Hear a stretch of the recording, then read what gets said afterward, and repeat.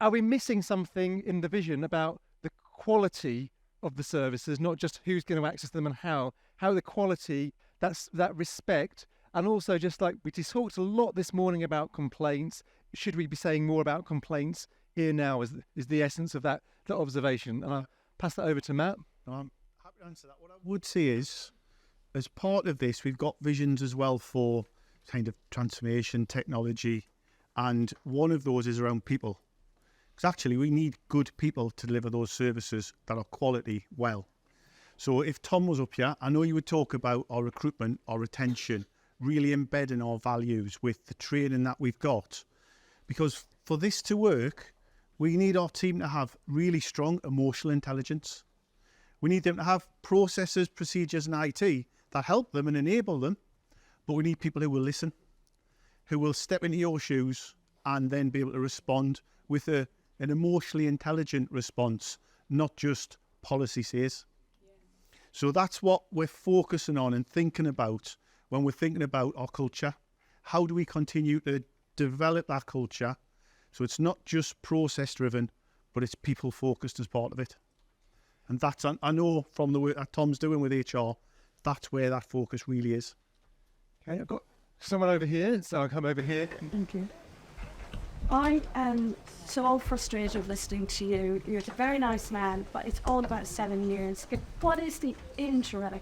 How are we going to put up with things for where they are now, waiting for this 7-year plan? So, just for everybody, it's like, so the question there was, what are we going to do in the interim? Because 7 years feels like a long time away to get that experience. Yeah, it does. You're right. I don't mean to frustrate you. I think, and I would say, we're probably equally frustrated as well. We want this to happen as quick as we possibly can. But you don't have to wait 7 years for all of this to happen. We are doing this in chunks.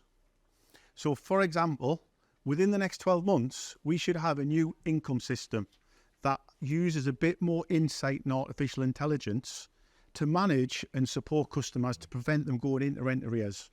That's not 7 years away. We're aiming to do that within the next 12 months of the first phase of a transformation programme that looks at all of these key services. And I think this morning, when we talked about the services, you'd have had a little bit of insight of like David's work around the repairs change project. Some of that is coming to fruition towards the end of December, January, February time. So you'll see these improvements in service areas building up. So it won't be static like it is now and all of a sudden we're amazing in 7 years. It'll be a step at a time as we build those up. Can I just say something? Because I heard David say, in the 3.5 years he's been there, that things have improved. I cannot agree with that on any level. 27 years I'm a tenant. Mm-hmm. And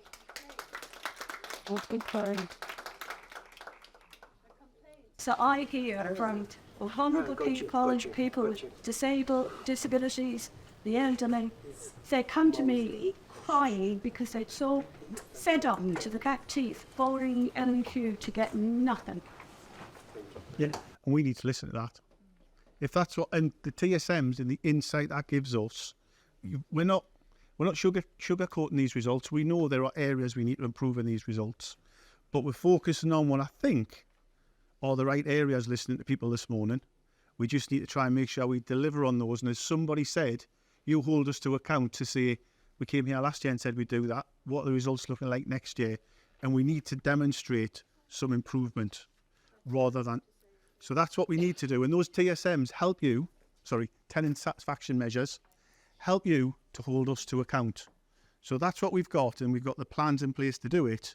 We need to be able to show you that we're getting better and prove that with those customer results. But what is the return that you get from your tenant survey reports? Because how many people are filling those in?